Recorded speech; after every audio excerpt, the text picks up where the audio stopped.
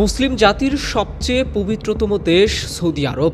তবে অনেকের মত সৌদি এখন পরিণত হচ্ছে পাপের স্বর্গরাজ্যে। সম্প্রতি সৌদি আরবের রাজধানী রিয়াদে একটি ফ্যাশন শো হয়, আর এ নিয়ে বিশ্বজুড়ে শুরু হয় সমালোচনার ঝড়। সামাজিক যোগাযোগ মাধ্যমে ছড়িয়ে পড়া এক ফ্যাশন শোর দৃশ্যে দেখা গেছে পবিত্র কাবার আদলে তৈরি করা হয় মঞ্চ, আর সেই মঞ্চে নাচ গান করছেন, খোলামেলা পোশাকে চলছে ফ্যাশন শো।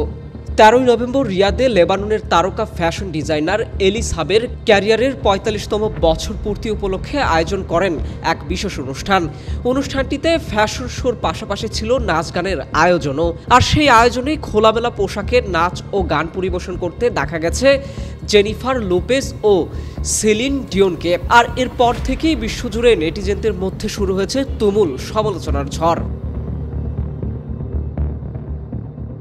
সম্প্রতি রুমি আল কাহতানি নামে এক মডেল মিস ইউনিভার্স প্রতিযোগিতায় অংশগ্রহণ করেন, যেখানে তাকে খোলামেলা পোশাকে কালিমা খচিত সৌদি আরবের পতাকা হাতে দেখা যায়। আর এই ছবিও সামাজিক যোগাযোগ মাধ্যমে তুলেছিল সমালোচনার ঝড়। এছাড়াও ইসলাম যেখানে মদ পান করা কঠোরভাবে নিষেধ করেছেন, সম্প্রতি বার খুলে মদ বিক্রির সিদ্ধান্ত নিয়েছে সৌদি সরকার।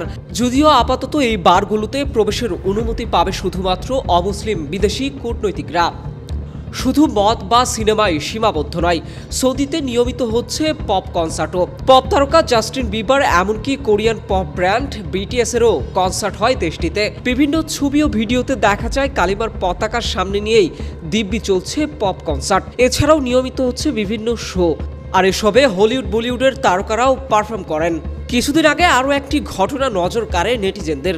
সৌদি আরবে পালিত হয় পশ্চিমা উৎসব হ্যালোইনও। সামাজিক যোগাযোগ মাধ্যম ও বিশ্বের বিভিন্ন মাধ্যমে প্রকাশ পাওয়া ছবিতে দেখা যায় সেখানকার বাসিন্দারা উদ্ভট পোশাকে শয়তান বা প্রেতের সাজে রাস্তায় ঘুরে বেড়াচ্ছেন আর হ্যালোইন উৎসব পালন করছে।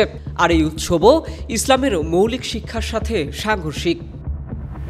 Desk report, metro TV.